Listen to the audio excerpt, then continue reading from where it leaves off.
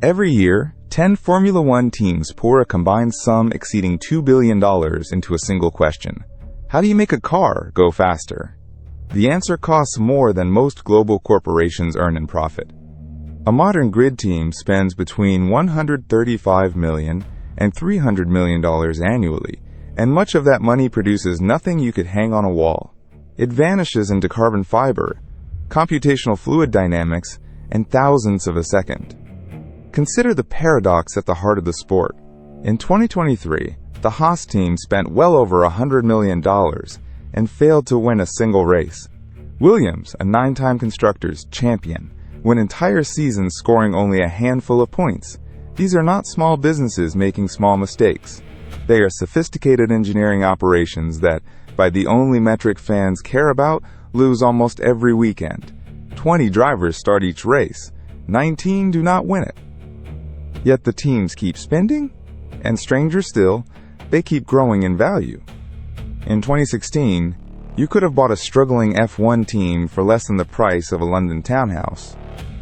Today, franchises like Williams and Alpine command valuations north of $1 billion. The gap between on-track failure and financial success has never been wider or more deliberate. This is the central mystery of Formula One economics. A team can burn through $250 million, finish 8th in the championship, disappoint its sponsors, frustrate its drivers, and still emerge more valuable than it was the year before. The scoreboard says one thing, the balance sheet says another entirely. Understanding how that happens means looking past the podium and into the machinery of the business itself. The factories that never stop running, the engineers worth more than the cars, the sponsorship contracts signed in boardrooms, and a prize fund distributed by rules most fans never see. Because in this sport, winning and profiting are two separate games played on the same track. To understand why a $100 million gamble can pay off even when the bet loses, we have to start where every Formula One car is truly born, not on the circuit, but inside the factory.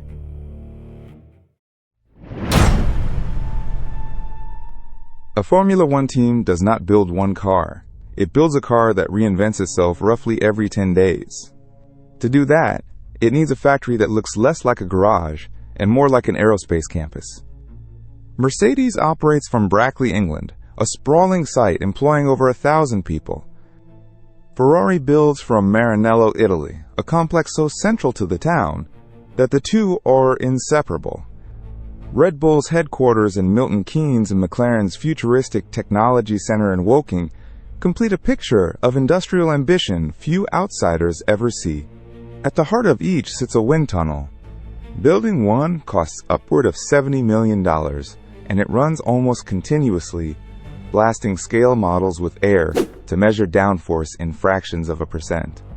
Beside it hum the machining centers, 5-axis mills carving suspension parts from solid titanium, and autoclaves baking carbon fiber bodywork at precise temperatures and pressures. A single front wing can involve hundreds of individual components and cost tens of thousands of dollars, only to be redesigned weeks later. This is the crucial truth. An F1 team is a technology manufacturer first and a racing operation second. It designs, prototypes, tests, and produces at a speed almost no other industry matches. Between the first race and the last, a team might introduce thousands of design changes to a single chassis. Parts that were state-of-the-art in March are obsolete by June. The factory never sleeps because the calendar never stops. Simulators worth millions let drivers lap virtual circuits before a wheel turns. 3D printers produce prototype parts overnight. Metrology labs measure components to tolerances thinner than a human hair. All of it exists to shave hundredths of a second from a lap. And all of it costs money continuously, whether the team wins or loses. The buildings, the tunnels, the machines, they're fixed costs that demand feeding every single day of the year. But steel and carbon fiber do not design themselves. Behind every part, every simulation, and every wind tunnel run stands something far more expensive and far harder to replace: the people who actually build speed.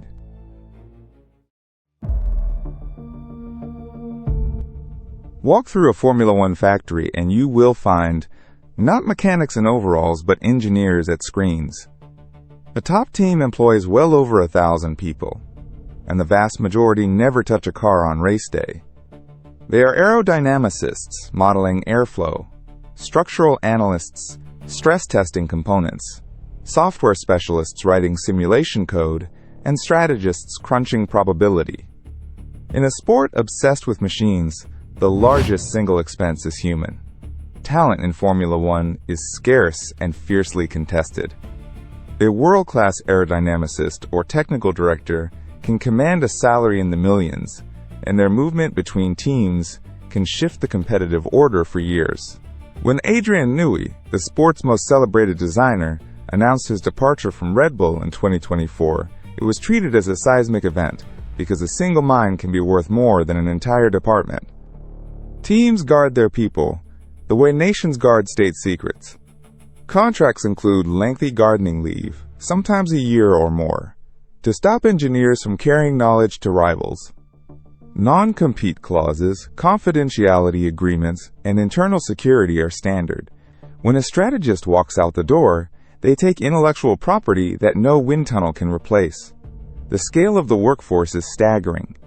Race weekends require perhaps 60 traveling personnel, but behind them stand hundreds more at the factory, monitoring live telemetry, running parallel simulations, and feeding decisions back to the pit wall in real time. A single pit stop under 3 seconds is choreographed by around 20 people who have practiced it thousands of times.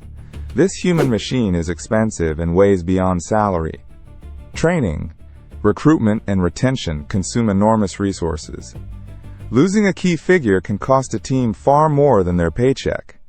It can cost a championship, which is precisely why, when Formula One introduced spending limits, the question of how to count people became one of the most contested issues in the sport. But among all these thousands of employees, there are two whose names appear on the car and whose faces sell the brand.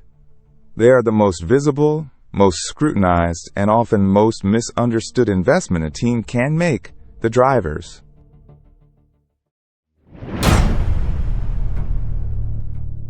Two people in the entire organization actually drive the car, and their price tags could not be more different. At the top sits Max Verstappen, whose Red Bull contract is reported to be worth more than $50 million a year, making him among the highest-paid athletes on Earth. Lewis Hamilton commanded similar figures at Mercedes before his blockbuster move to Ferrari for 2025. These salaries reflect a simple reality. An elite driver can extract lap time no engineer can design in, turning a good car into a winning one. But the grid tells a more complicated story. Not every driver is paid. Some pay to race. These are the so-called pay drivers who arrive carrying tens of millions in personal sponsorship, often from national backers or family fortunes, to secure a seat. Lance Stroll's presence at Aston Martin is inseparable from his father Lawrence's ownership. For smaller teams, this money can be the difference between running 2 cars and running none. Here lies the strange, dual nature of the cockpit.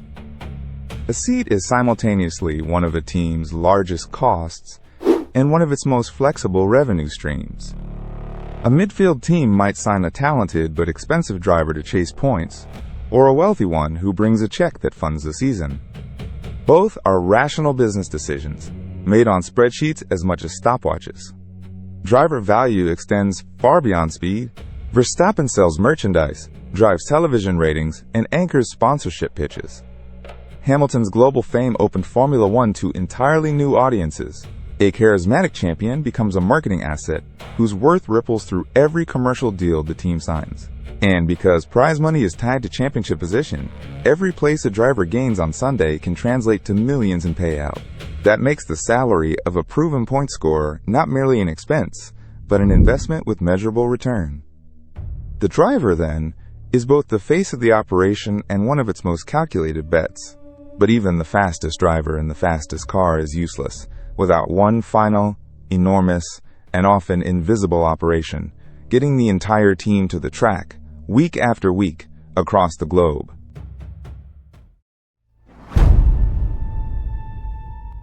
Formula One calls itself a global sport, and in 2024 it proved it with a record 24-race calendar spanning 5 continents, from Melbourne to Miami, Monaco to Abu Dhabi. Moving an entire racing operation around the world this many times is a logistical feat that rivals a military deployment, and the paddock has earned its nickname, the Traveling Circus. Consider what must move. Each team transports its cars, spare parts, garage equipment, computer servers, hospitality units, and tools, often totaling many tons of freight per team. Multiply that across 10 teams, plus the sport's own infrastructure, and the numbers become enormous. For European races, fleets of trucks haul equipment across the continent by road. For flyaway races, it goes by air. Formula One charters cargo aircraft, Boeing 747s and their successors, to carry the most time-sensitive equipment between distant circuits. When 2 races fall on back-to-back weekends on opposite sides of the planet, the choreography becomes brutal. Crews pack down a garage on Sunday night, freight is flown out within hours, and the same equipment is rebuilt thousands of miles away by Wednesday.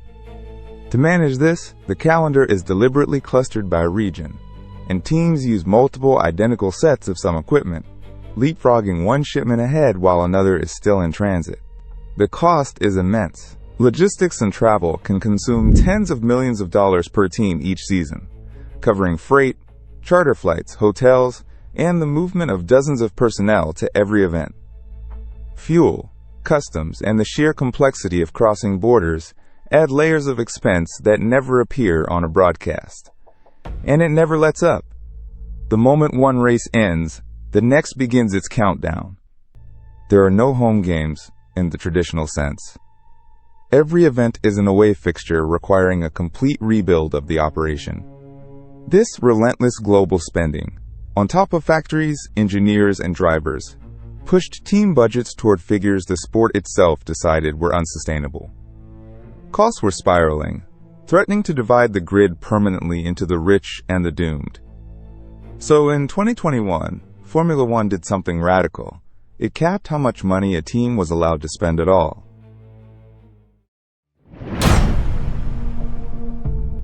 For decades, Formula One obeyed a simple law. Whoever spent the most usually won. In the mid-2010s, teams like Mercedes, Ferrari, and Red Bull poured over $400 million a year into their campaigns, while backmarkers survived on a fraction of that. The gap wasn't just competitive, it was existential. Smaller teams like Manor and Caterham collapsed under bills they could never match. Something had to change. On January 1st, 2021, it did. Formula One introduced a financial cost cap, initially set at $145 million per season, then tightened to $135 million by 2023. For the first time, the sport told the richest teams, you may not simply outspend everyone. The cap covers car performance, design, parts, development, manufacturing, but deliberately excludes driver salaries, marketing, and the wages of the 3 highest paid staff. That carve-out created a strange new arithmetic, where a superstar driver's paycheck no longer counted against the engineering budget. Enforcement fell to a dedicated cost cap administration, armed with audits, invoices, and the power to punish. In 2022, Red Bull learned this the hard way. Found to have overspent the 2021 cap by a small margin, under 5%, the team was fined $7 million and, more painfully, stripped of 10% of its wind tunnel testing time. In a sport where aerodynamic hours translate directly into lap time, that penalty bit deep. The cap also spawned an entire discipline of loopholes and interpretation. Teams debated whether a crashed chassis counted as development cost. They shifted talent between racing and non-racing projects. They exploited the driver salary exemption to lure the best names without touching their engineering ledger. The revolution didn't eliminate money's power, it redirected it, rewarding efficiency, cleverness, and ruthless prioritization over brute financial force. Suddenly a smaller team, spending near the cap instead of far below it, could genuinely close the gap.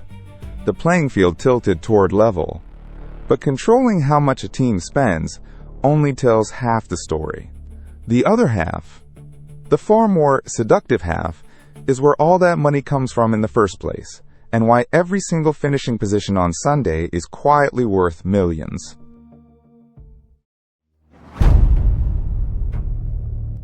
A Formula One team's income flows from three great rivers: sponsorship, technology partnerships, and prize money. Together they can eclipse $300 million a year for the biggest names. Start with sponsorship, the most visible source. Every surface of the car, every logo on a fireproof suit is sold. Oracle reportedly pays Red Bull around $100 million annually for title branding. Petronas, Aramco, and Shell attach their names to engines and liveries. A single sidepod logo on a front-running car can command tens of millions because those cars appear on screens in over 180 countries, race after race, for the length of a season. Then come technology partnerships, subtler but strategically vital. Companies like AMD, AWS, and TeamViewer don't just pay cash. They supply computing power, cloud infrastructure, and engineering tools, embedding themselves in the team's actual performance.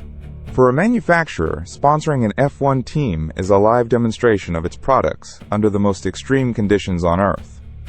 But the most fascinating stream is prize money, distributed by Formula One based on the constructors' championship standings. Roughly $1 billion in commercial revenue is shared among the 10 teams each year. Crucially, it's tied to where you finish. The difference between coming 9th and coming 8th in the championship can be worth $10 million or more. Every position climbed is real money banked. This is why a midfield battle for 7th place, invisible to casual fans, is fought with the same ferocity as a win. A single overtake on the final lap of the final race can shift the team's payout for the entire following year. Layered on top are historic bonuses. Ferrari alone receives a special payment worth tens of millions simply for being Ferrari, the sport's oldest and most valuable brand. So the economics invert the drama. A team can lose every race and still earn a fortune, provided it finishes ahead of its rivals in the standings and keeps its sponsors' logos on television. Winning helps, but merely being present, visible, and slightly better than the team behind you pays handsomely. And that logic points towards something even stranger: the explosion in what these teams are actually worth.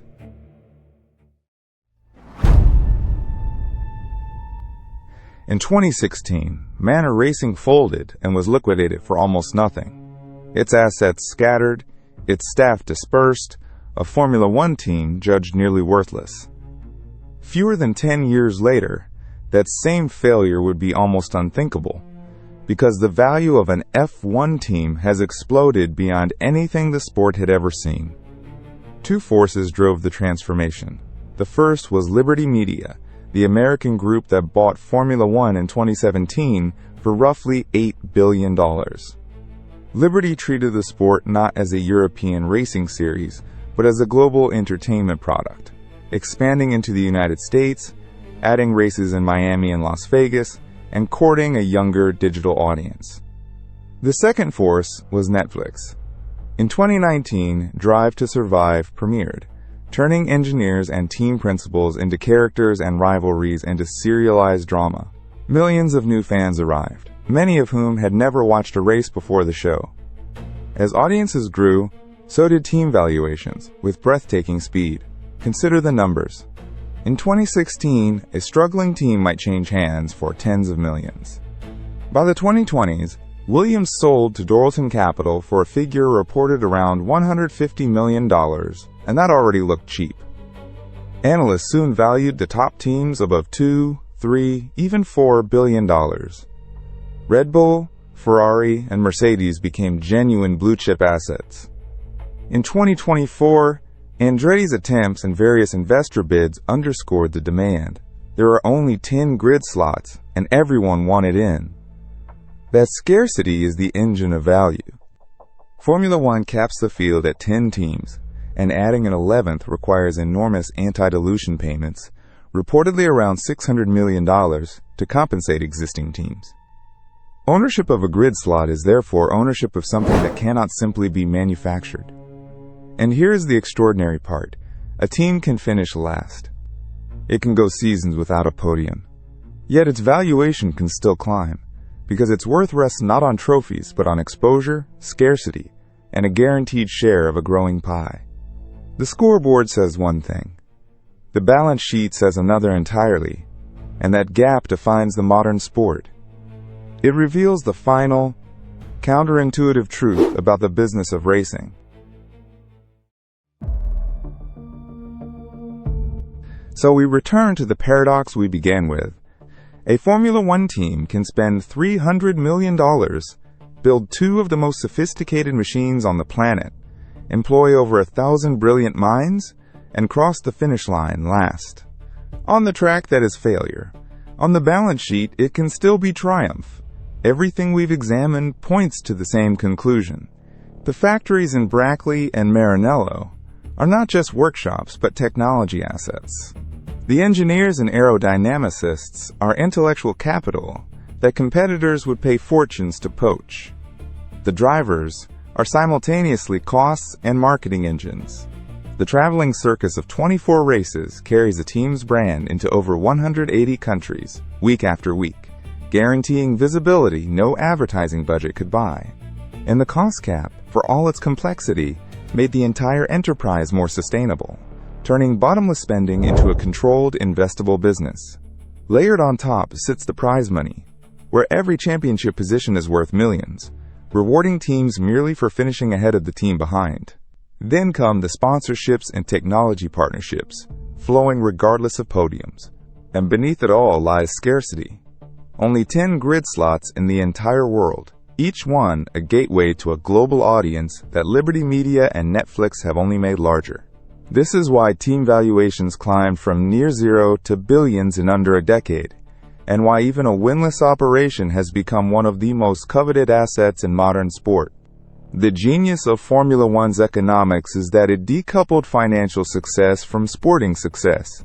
Results still matter. They shift prize money, attract sponsors, and build prestige. But they are no longer the only currency. Exposure is currency. Scarcity is currency. The simple act of existing on the grid, visible to hundreds of millions, is currency. And so the $100 million gamble is not really a gamble at all. It is an investment in an appreciating asset dressed as a race car, competing in a series that rewards presence as much as performance. The cars may never reach the top step of the podium. The company that owns them can still grow richer every single season. Because in Formula One, losing can still pay.